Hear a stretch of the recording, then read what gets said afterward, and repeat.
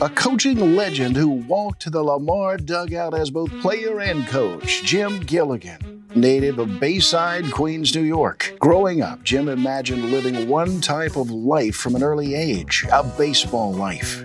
Gilligan played on scholarship at Wharton Junior College from 1964 to 1966 before making his way to Lamar Tech as a southpaw pitcher from 1967 to 1968. So Lamar was starting a program, and I came up for a tryout camp, and they liked me and offered me a scholarship. First, one that played NCAA baseball was the 67 club with Bob Frederick. And that turned out to be the best move of my life because Bob Frederick was like a father and a great guy to learn how to coach from. Not so much the baseball part of it, but how to treat players and how to act like a man. And he was a big part of my life. So that's how I got started here. And then came back to Lamar as a grad assistant under Bill Vincent. And great experience for me because Bill was a football guy and gave me a lot of responsibility. And so that probably fast-forwarded my coaching experience because I was given that responsibility. I'll always be grateful to Bill for that opportunity. Gilligan was head baseball coach of Lamar University from 1972 to 1986. During this time, he led the Cardinals to 7 conference championships and 6 NCAA tournaments.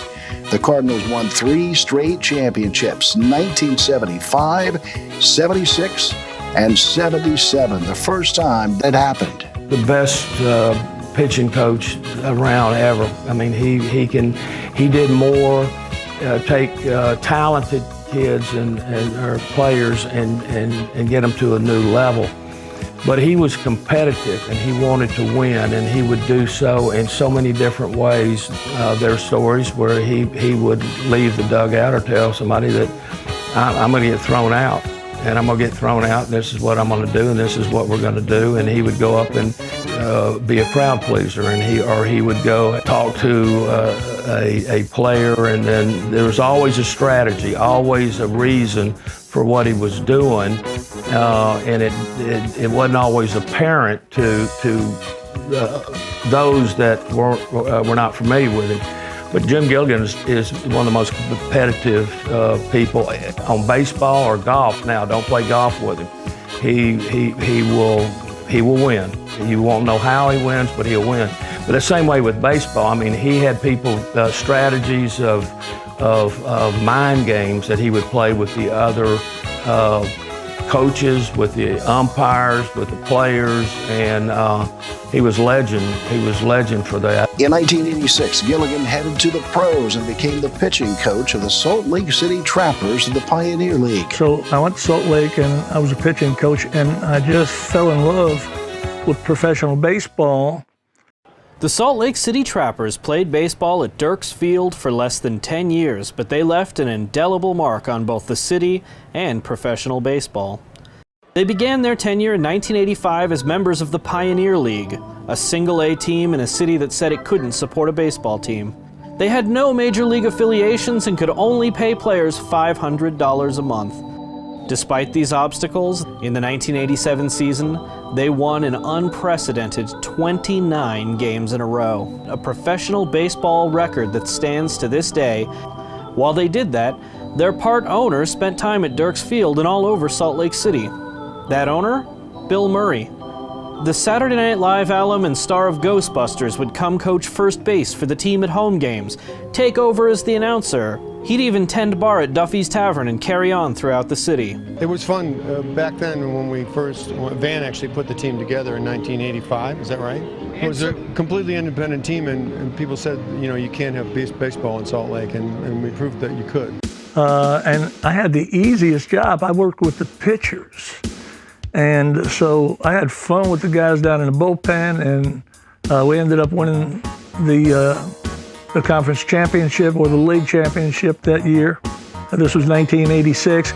And I was also allowed to work with, positioning the outfielders and a little work with the hitters. So I was having a lot of fun. Gilligan then became the Trappers manager in 1987 and led the team to a professional, record-breaking 29-game win streak, a record that still stands today in professional baseball. Gilligan's game jersey from that win hangs in a special display at the Major League Baseball Hall of Fame in Cooperstown. In 1988, Gilligan was named pitching coach of the Taiwan national team, the same team that represented Taiwan in the Olympics. I told David I was going to open up a player agency, and that interested David. So David wanted to do it. I was reluctant. I thought he was doing me a favor, but he was truthful about wanting to become an agent. He already had the lawyer thing down pat, and he was a baseball guy. So he gave me some money to start our agency, and that went pretty good because I had access to these players for the first 2 years while I was building our agency.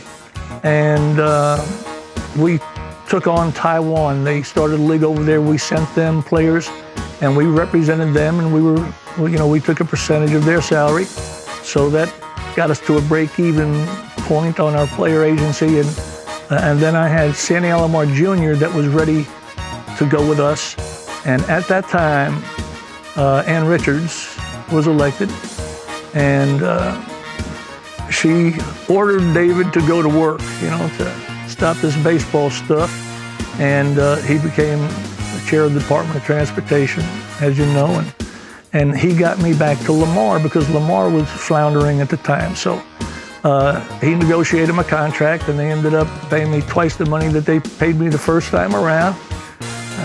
David really was a good player agent. Gilligan returned to Lamar in 1992 and helped them rebound to win the Sun Belt Conference Championship in 1993.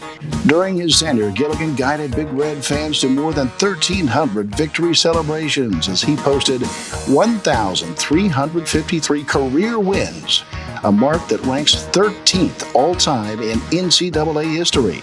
In addition to the wins, Gilligan also led the Cardinals to 11 conference titles in the Southland Conference and a title in the Sun Belt Conference in 1993 when he was also named Sun Belt Conference Coach of the Year. Gilligan also made 12 NCAA regional appearances during his career. So I'm proud of the fact that I recruited guys that made this university proud, and I was proud to be their coach. The fun part about coaching a Southland Conference team or a Sun Belt team is that when you do make the right call on a player, when they come in, there they are, and there's Texas or there's LSU, and these guys have the pressure on them to prove that they're as good as everybody said. And these guys are angry that they've been rated, low. And there's always a leveling off, and when it gets to where it's even, that's the fun time. When you actually have an advantage when you go out and play against guys that were rated better, but they didn't develop as well. Under his leadership, the Cardinals produced an astounding 30 30-win seasons, 8 40-win seasons, and a 50-win season. The 50-win campaign came in 1981 when the Cards won a school record 54 games. During his time in the dugout, Gilligan has produced a staggering 138 all-conference selections, 81 major league draftees, 11 major leaguers, 123 players signed to professional contracts, and 4 All-Americans.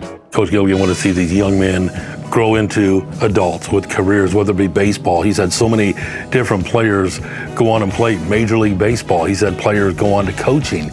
He's had players go on to be very successful players, and he reaches out for those players, like one of our other legends of Lamar being introduced here tonight, Kevin Millar. And he's heading to Arlington to try out for the Texas Rangers. He calls Coach Gilligan and coaches Kev, no, man, Kev, don't do it. They're going to time you. They're going to time you, and you're a great player, but you just don't have the speed that they look for in Major League Baseball. Well, sure enough, Kevin goes up there and didn't make the Rangers squad. And here's the type of guy Gilligan is. Coach called Mike Veck, who is the son of legendary Baseball Hall of Famer Bill Veck, running an independent league up in St. Paul, Minnesota, the Northern League. He says, hey, I got a guy down here, Kevin Millar, you got to give him a chance. Just give him a chance. Kevin goes out, tries out for the St. Paul Saints, and makes it. You know, Gilligan, you know, Coach G just didn't have to do that, but that's what he did. Not only for Kevin, but several of his players, you know, whether it be on in baseball, whether it be on in coaching. There's so many different coaches in Southeast Texas, high school coaches right now that played for Jim Gilligan. You know, he is a teacher of the game. You hear student of the game. Coach Gilligan is a teacher of the game. Gilligan's extraordinary career also spans the 55-year history of the Southland Conference. He was a player on Lamar's team at the Southland's inception in 1967. That same inaugural year, Gilligan, along with Ron Potts, were the first players to earn all conference honors. Gilligan has been named Southland Conference Coach of the Year 6 times and holds the record as the winningest coach in the Southland Conference.